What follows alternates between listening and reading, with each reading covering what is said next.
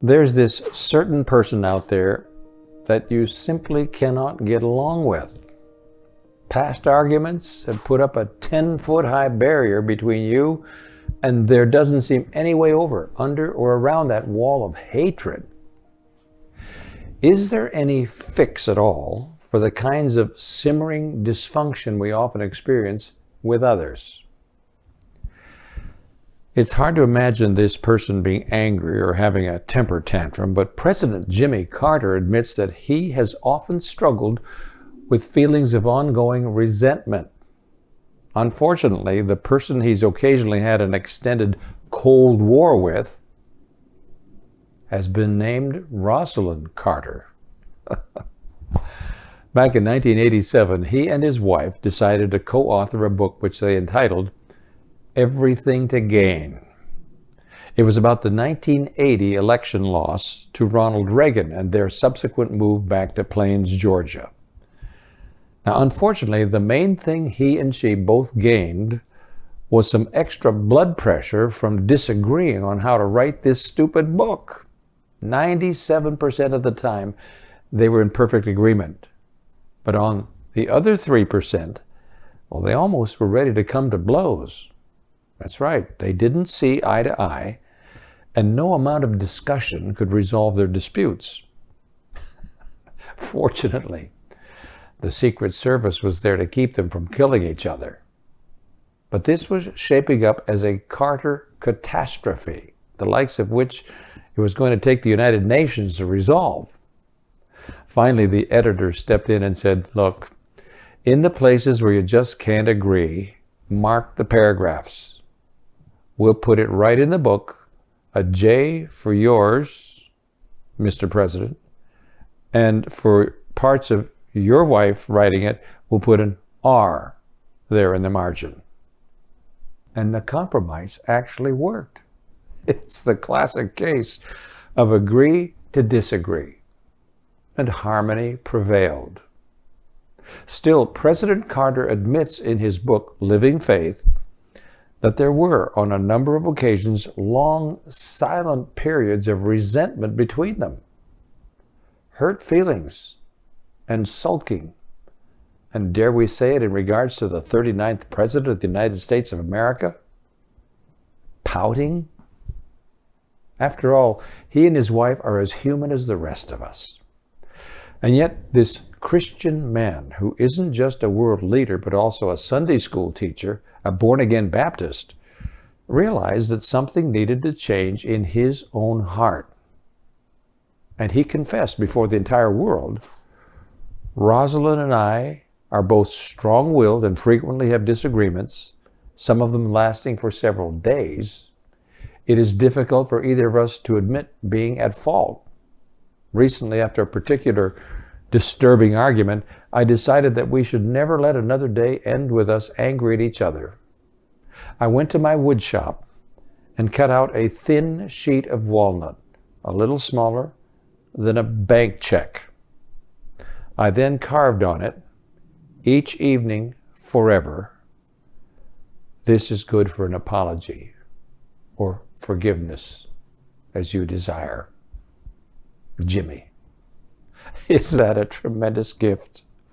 Every evening, that little piece of wood guarantees that harmony will prevail, either with an apology or an offer of forgiveness, whichever is needed. Carter adds this final PS, and I'm quoting from his book. "So far, I have been able to honor it each time Rosalynn has presented it to me, and she has." There are a couple of points to notice. First of all, sometimes our anger can be wiped away by a simple plan.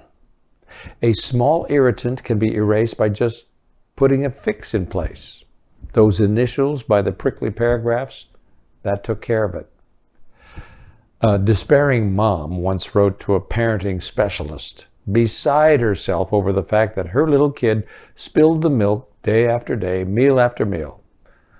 This was a case of, got milk? Nope, it's on the floor again.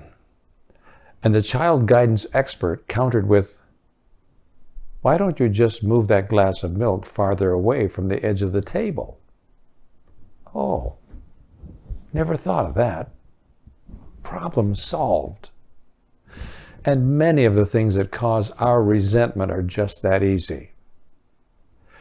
But then Carter's second story takes us a bit deeper into spiritual realms, because this married couple did two things.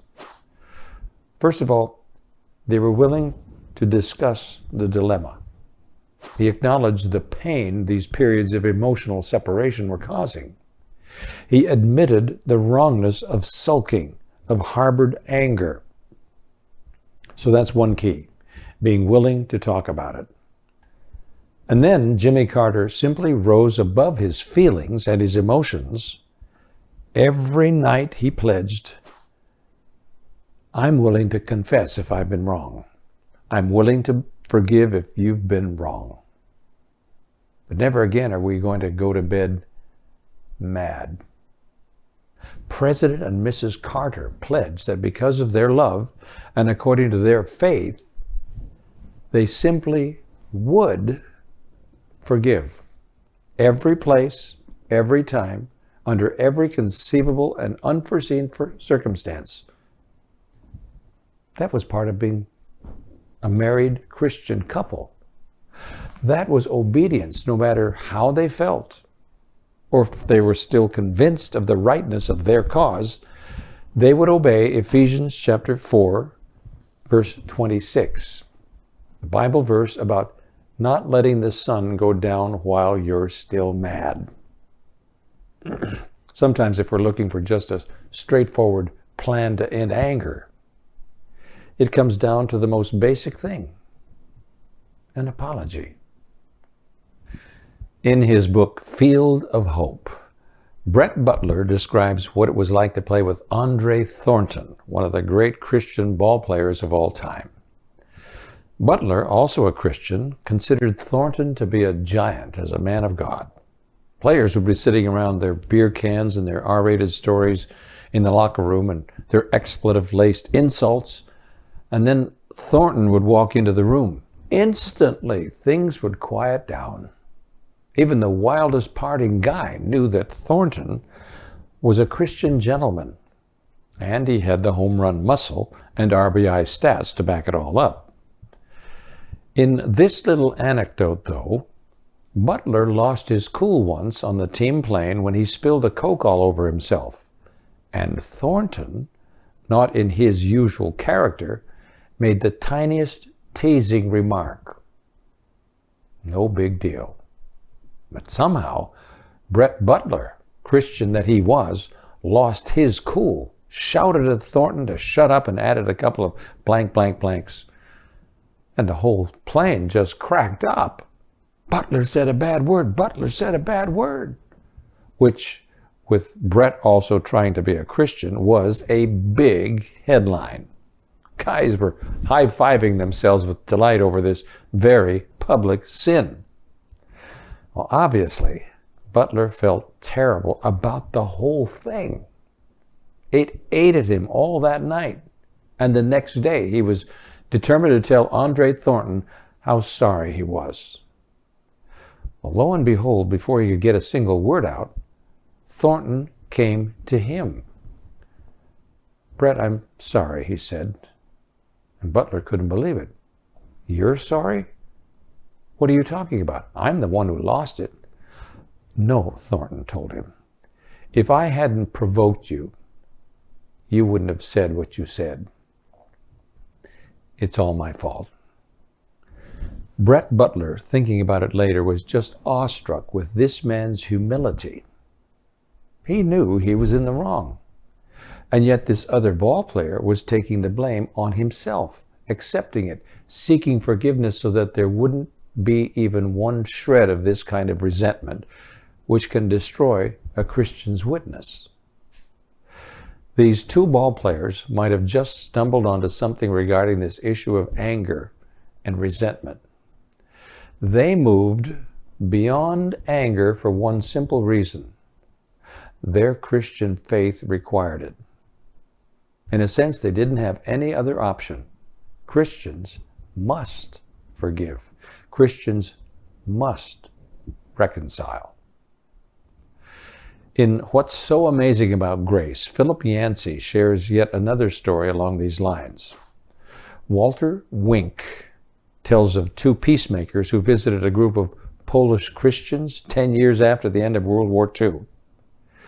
Would you be willing to meet with other Christians from West Germany? The peacemakers asked.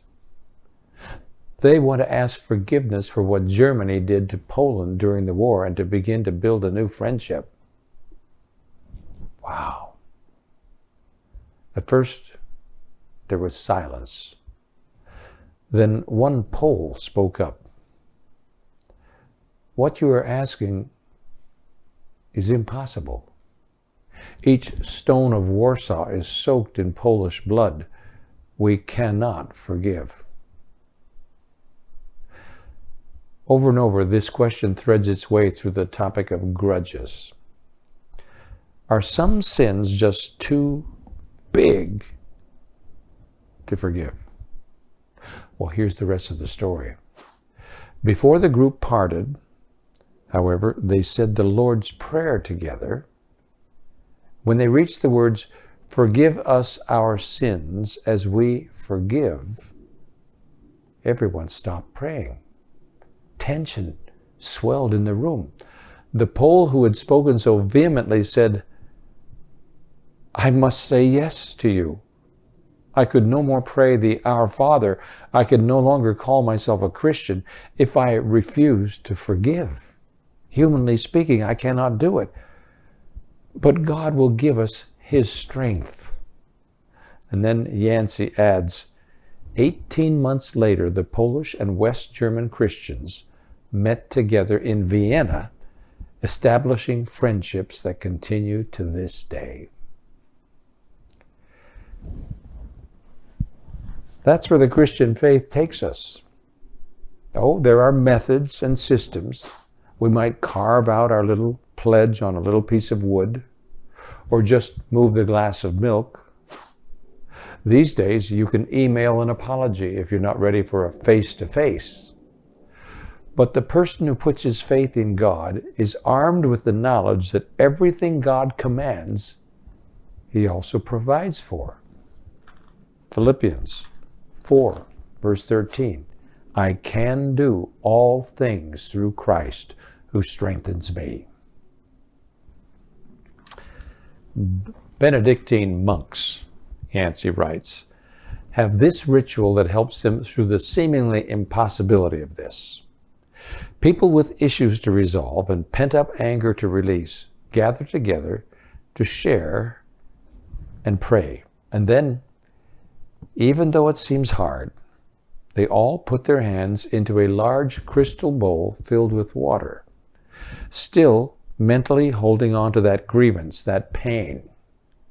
And as they keep praying for the miracle of grace, of forgiveness, they slowly and symbolically open up their hands, and the hurt, all the built-up frustration, that long list they've carried with them, is slowly let go. They release it into the water of grace. Imagine, he writes, what impact might it have if blacks and whites in South Africa or in the United States of America plunge their hands repeatedly into a common bowl of forgiveness?